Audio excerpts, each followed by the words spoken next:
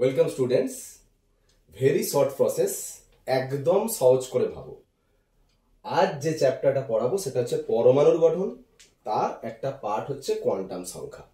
তো এটা নিয়ে আজকে আলোচনা করব। তো প্রথমে একটা কথা বলি, তোমরা মাধ্যমিক লেভেলে যেটা পড়েছো যে একটা পরমাণুর মধ্যে দেখবে নিউক্লিয়াস থাকে, যেখানে প্রোটন আর নিউট্রন থাকে, আর এর চারপাশে এরকম ভাবে কক্ষপথ থাকে, তাই না? তোমরা বলতে এই কক্ষপথটাকে কে কক্ষপথ বলে, এটাকে এল কক্ষপথ, এটাকে এম কক্ষপথ। প্রথম কক্ষটা হচ্ছে এল কে কক্ষপথ, তাই না? দ্বিতীয় কক্ষপথটা হচ্ছে এল কক্ষপথ, তৃতীয় কক্ষটা হচ্ছে এম কক্ষপথ, যেটা দেখো এখানে লেখা আছে। কে কক্ষপথ মানে n=1, এল কক্ষপথ মানে n=2, এম কক্ষপথ মানে n=3, তাই না? এখন কথা হচ্ছে যে মডার্ন সায়েন্স একদম ভেরি শর্ট প্রসেস যদি তুমি বুঝতে চাও, যে আমরা এটা জানতাম ঠিক কথা, কিন্তু আমরা এই যে কক্ষপথটা বলছি না, এই কক্ষপথটাকে যদি তুমি জুম করে দেখো তাহলে দেখতে পাবে এই কক্ষপথটা কিন্তু অ্যাকচুয়ালি এরকম সরু রাস্তা নয়। এটাকে যদি আমরা জুম করি দেখবে এরকম একটা চওড়া রাস্তা পাচ্ছ, তার মধ্যে আবার এরকম সরু সরু রাস্তা আছে। অর্থাৎ কক্ষপথের ভিতরে আবার উপকক্ষ আছে। এটা গোটাটাকে যদি আমি একটা কক্ষপথ ভাবি, তার মধ্যে আবার এই সরু সরুগুলো, এটা একটা উপকক্ষ, এটা একটা উপকক্ষ, এটা একটা উপকক্ষ, তার মধ্যে থাকে কক্ষক, এরকম ভাবে কক্ষক থাকে, তার মধ্যে থাকে ইলেকট্রন। তার মানে এখন তোমরা যেটা জানছো সেটা কক্ষপথের ভিতরে উপকক্ষ থাকছে, উপকক্ষের ভিতরে কক্ষক থাকছে, কক্ষকের মধ্যে থাকছে ইলেকট্রন। এই সম্পর্কে জানতে হবে। দেখো আগে তোমরা কক্ষপথ সম্পর্কে যা জানছিলে সেটা দিয়ে মানে কোনটা দিয়ে প্রকাশ করা হতো, এন দিয়ে, যেটাকে বলা হয় মুখ্য কোয়ান্টাম সংখ্যা। এখন উপকক্ষকে কি দিয়ে প্রকাশ করা হবে, এল দিয়ে, গৌণ কোয়ান্টাম সংখ্যা। কক্ষকে প্রকাশ করা হবে কি দিয়ে, এম দিয়ে, চুম্বকীয় কোয়ান্টাম সংখ্যা। ইলেকট্রনকে কি দিয়ে প্রকাশ করা হবে, এস দিয়ে, সেটা ঘূর্ণন কোয়ান্টাম সংখ্যা। তাহলে প্রত্যেকটাকে একটা কোয়ান্টাম সংখ্যা দিয়ে আমরা প্রকাশ করছি। তো আমরা একটা ডিটেলস একটা আলোচনা করছি। দেখো যে কোনো একটা কক্ষপথ ভাবো, তোমার যেটা ভালো লাগছে, যে কোনো কক্ষপথ নিয়ে আমি একটা আলোচনা করছি। সাপোজ ভাবো এম কক্ষপথ নিয়ে আমি আলোচনা করছি। এম কক্ষপথ, ঠিক আছে? এটা কত নম্বর কক্ষপথ ভাবো? দেখো এম সেল n=3, 3 নম্বর। তোমরা জানো কে এল এন 3 নম্বর কক্ষপথ, মানে n এর মান 3। তাহলে আমি ছবি আঁকছি, ধরো এটা 3 নম্বর কক্ষপথ, এটা চওড়া একটা কক্ষপথ, ঠিক আছে? এর মধ্যে উপকক্ষ আছে। তো উপকক্ষ মানেই তোমার মাথায় চলে আসবে যেটা উপকক্ষকে কি দিয়ে প্রকাশ করা হয়। দেখো উপকক্ষকে প্রকাশ করা হয় এল দিয়ে, এখানটা লেখা ছিল উপকক্ষকে যেটা প্রকাশ করা হয় এল দিয়ে। তো এল এর মানে আমাকে যেতে হবে। দেখো এল এর মানটা কি লেখা আছে, এল এর মানটা লেখা আছে 0 থেকে n-1। তার মানে আমি কি নিয়ে আলোচনা করছি, 3 নম্বর কক্ষপথ, মানে n এর মান 3। তাহলে n এর মান 3 যদি আমি এখানে বসাই তাহলে কি হচ্ছে, দেখো 0 থেকে n এর মানটা 3 যদি আমি এখানে বসাই, 3-1 করলে তাহলে 0 থেকে 2, তাহলে 0 to 2 মানে কি হচ্ছে 0 1 2। বোঝা গেল? মানে এল এর মান কটা হচ্ছে, 3টে হচ্ছে, 0 1 2। তার মানে এই যে 3টে উপকক্ষ এখানে থাকছে, একটা হচ্ছে l=0, একটা l=1, একটা l=2। দেখো একটা জিনিস বলি, প্রত্যেকটা পয়েন্ট সবসময় ভালো করে ভাবো। লেখা আছে যদি কোনো কক্ষপথের মুখ্য কোয়ান্টাম সংখ্যা n হয়, তবে ওই কক্ষপথের অন্তর্গত মোট উপকক্ষের সংখ্যা হবে n। তার মানে এর যেহেতু n এর মান 3, তার মানে এই কক্ষপথের মধ্যে 3টে উপকক্ষ থাকবে। ওই জন্য দেখো 3টে উপকক্ষ আছে। যে কক্ষপথে n এর মান 4 তার মধ্যে 4টে উপকক্ষ থাকবে, যে কক্ষপথে n এর মান 5 তার মধ্যে 5টা উপকক্ষ থাকবে। যেহেতু এটা n এর মান 3 হচ্ছে, ওই জন্য এটার মধ্যে 3টে উপকক্ষ আছে। এবার উপকক্ষকে যেহেতু আমরা কি দিয়ে প্রকাশ করছি, এল দিয়ে প্রকাশ করছি, সেই জন্য আমরা এল এর মানে চলে আসছি, যেটা 0 থেকে n-1 করে আমরা বের করলাম। এল এর মান 3টে পেলাম, একটা 0 1 2, একটা 0, একটা 1, একটা 2, এই 3টে উপকক্ষ হলো। এবার উপকক্ষ, যেমন দেখো কক্ষপথের একটা নির্দিষ্ট নাম আছে, n=1 মানে তুমি কে কক্ষ বলছো, n=2 মানে এল কক্ষ বলছো, সেরকম উপকক্ষের একটা নাম হওয়া উচিত। যেমন এই যে l0 বলছো, এই উপকক্ষটার নাম কি? দেখো এই উপকক্ষের নাম দেওয়া আছে, l0 হলে সেই উপকক্ষের নাম s, 1 হলে p, 2 হলে d, তাই না? তার মানে এই উপকক্ষের নাম আমি দেবো s, 1 হলে p, 2 হলে d, এগুলো উপকক্ষের নাম। এটা উপকক্ষ হলো। এবার এই উপকক্ষের মধ্যে আবার কি আছে, কক্ষক আছে। সেই জন্য আমাকে যে পয়েন্টটায় যেতে হবে, দেখো উপকক্ষে কক্ষক সংখ্যা বলে একটা হেডিং করা আছে। উপকক্ষে কক্ষক সংখ্যা বলে কি লেখা আছে, 12+1। ওকে, 12+1। তার মানে দেখো আমি যদি প্রত্যেকটা উপকক্ষে আলাদা করে বের করি, ধরো এই এল এর মানটা কত, 2, এই এল এর মান 2 যদি আমি এখানে বসাই 12+1, দেখো 12+1 যদি আমি বসাই, 12+1 হচ্ছে সূত্র।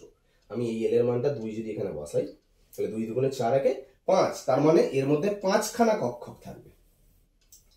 ঠিক আছে, এটা এল এর মান কত? 1। আমি যদি এখানে 1 বসাই এল এর জায়গায়, 2 একে 2 প্লাস 1 মানে 3টে, তার মানে এর মধ্যে 3টে কক্ষক থাকবে। এল 0 যদি আমি এখানে বসাই, 2 × 0 + 1 মানে 1, মানে এর মধ্যে একটা কক্ষক থাকবে। ঠিক আছে, এবার দেখো কক্ষপথকে যেমন এন দিয়ে প্রকাশ করলে, উপকক্ষকে এল দিয়ে প্রকাশ করেছো, কক্ষকে কি দিয়ে প্রকাশ করা হয় না এম দিয়ে প্রকাশ করা হয়।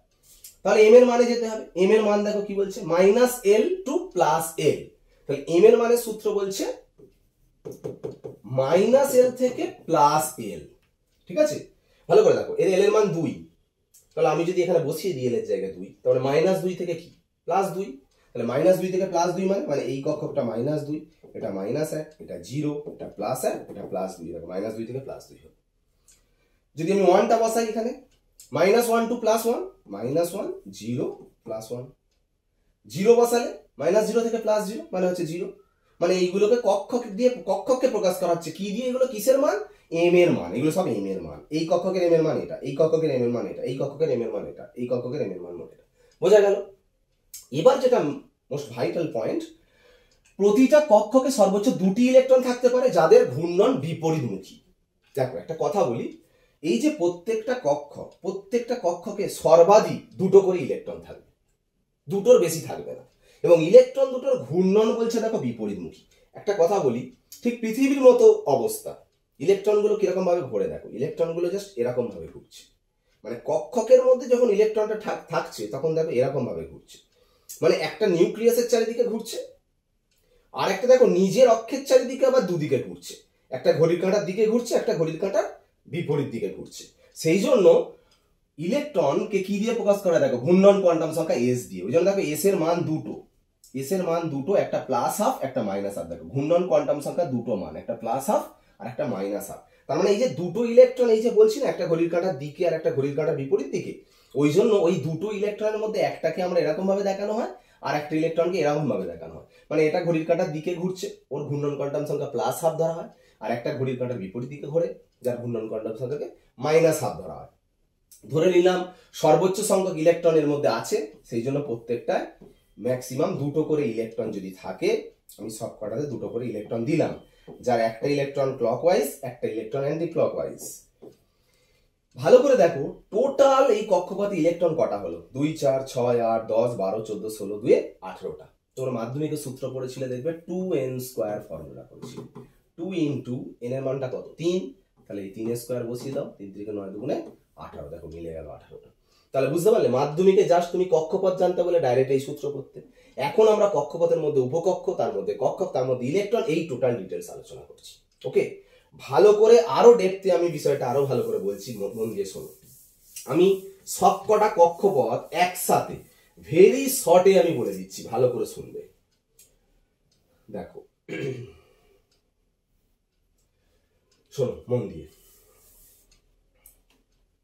এখানে যে পয়েন্টটা আছে ভালো করে দেখো, কক্ষপথ আমরা যেটা 3য় নম্বর কক্ষপথ নিয়ে আলোচনা করলাম, এখানে সবকটা কক্ষপথ আছে, মানে 4টে কক্ষপথ। এটা কে কক্ষপথ, এটা এল কক্ষপথ, এটা এম কক্ষপথ, এটা এন কক্ষপথ। কে কক্ষপথ মানে তোমরা সবাই জানো 1 নম্বর কক্ষপথ, এল কক্ষপথ মানে 2 নম্বর কক্ষপথ, এন কক্ষপথ মানে 3 নম্বর কক্ষপথ, এন কক্ষপথ মানে 4 নম্বর কক্ষপথ। 4 নম্বর কক্ষপথে 4টি উপকক্ষ থাকবে, 4খানা।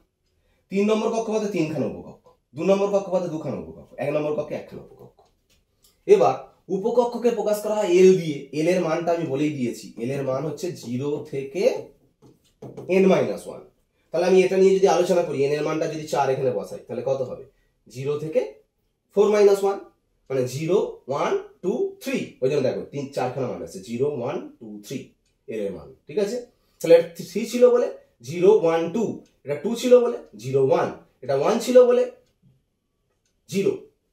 এবার তোমরা সবাই জানো আগের চারটা দেখো, আগের চার, এল এর মান 0 হলে তাকে এস বলে, 1 হলে পি, 2 হলে ডি, 3 হলে এফ, 4 হলে জি। এটা ভালো করে মনে রাখবে, 0 1 2 3 4 S P D F G, 0 1 2 3 4 S P D F G. এইভাবে মনে রাখো, মনে রাখলে সুবিধাটা হয়ে যাবে। দেখো যে কোনো 0 মানে সেটাকে এস বলছি, 1 মানে পি, 2 মানে ডি, 3 মানে এফ। দেখো 0 মানে এস, 1 মানে পি, 2 মানে ডি, 0 মানে এস, 1 মানে পি। ঠিক আছে সব, কিন্তু এই সামনের এই সংখ্যাগুলো কেন বসানো হচ্ছে জানো, এটা যেহেতু 4 নম্বর কক্ষের মধ্যে আছে, দেখো সবার সামনে 4 বসানো হয়েছে। এটা 3 নম্বর কক্ষের মধ্যে আছে বলে সবার সামনে 3 বসানো হয়েছে, মানে এটা n এর মান বসানো হচ্ছে। এটা 2 নম্বর কক্ষপথের মধ্যে আছে বলে এটা 2 বসানো হয়েছে, মানে n এর মান 2। ঠিক আছে, প্রত্যেকটা উপকক্ষ বলা হলো। তার মানে এই 4 নম্বর কক্ষে এই 4টে উপকক্ষ, 3 নম্বর কক্ষপথে এই 3টে উপকক্ষ, 2 নম্বর কক্ষে এই 2টো উপকক্ষ, 1 নম্বর কক্ষে এই উপকক্ষ। এবার আসছি উপকক্ষের ভিতরে কক্ষক। দেখো উপকক্ষে কক্ষক সংখ্যা, যা সূত্র আগেই বলে দিয়েছি, 12+1। 12+1, প্রত্যেকটাতে 12+1 এ এল এর মানটা বসিয়ে দাও। আমি এখান থেকে করে করে যাচ্ছি। দেখো এল এর মান 0 যদি আমি এখানে বসাই, 2 × 0 + 1 মানে 1টা। 1 বসালে 2 × 1 + 1 মানে 3টে। 2 বসালে 2 × 4 = 5টা। 3 বসালে 7টা, মানে 1টা 3টে 5টা 7টা হবে। এল এর মান 0 1 2 3 1 3 5 7, 0 1 2 1 3 5, 0 1 1 3 0 1, মানে এল এর মান 0 হলে একটা তার মধ্যে কক্ষক থাকছে, এল এর মান 1 হলে তার মধ্যে 3টে কক্ষক, এল এর মান 2 হলে 5টা কক্ষক, এল এর মান 3 হলে তার মধ্যে 7টা কক্ষক। এবার একটু আগে যে আমি ছবি এঁকে তোমাকে দেখালাম যে কোনো উপকক্ষে যে কক্ষক যে থাকছে, সাপোজ ধরো এটা এস, এটা পি, এটা ডি, তো যে কোনো পি যে কোনো ডি হচ্ছে, যে পি এর মধ্যে কটা কক্ষক থাকছে? 3টে কক্ষক। এক একটা কক্ষকে সর্বাধিক 2টো করে ইলেকট্রন থাকছে। তার মানে পিতে যদি কক্ষক 3টে হয়, 1 2 3, তাহলে সর্বাধিক ইলেকট্রন কটা হচ্ছে? 6টা, তার ডবল। তার মানে এই যে কক্ষপথ দেখছো, এই কক্ষপথে কক্ষক সংখ্যা যদি 1টা হয়, তাহলে সর্বাধিক ইলেকট্রন কটা হবে? 2টো, তার ডবল হয়ে যাচ্ছে। এই কক্ষপথে ধরো এই 3 নম্বর কক্ষপথ, এই 3 নম্বর কক্ষপথের এই 3D উপকক্ষে দেখো কটা কক্ষক? 5টা কক্ষক, সর্বাধিক ইলেকট্রন কটা? 10টা। দেখো 3টে কক্ষক, সর্বাধিক ইলেকট্রন কটা? 6টা। সব ডবল ডবল হয়ে যাচ্ছে, তাই না? ওই জন্য সূত্রটা কি করা হয়েছে দেখো, 12+1 এর সঙ্গে আবার 2 গুণ করা হয়েছে। মানে উপকক্ষে কক্ষক সংখ্যা যা হবে, উপকক্ষে সর্বাধিক ইলেকট্রন কিন্তু আবার তার দ্বিগুণ হয়ে যাচ্ছে, ওই জন্য 2 দিয়ে গুণ করা হচ্ছে।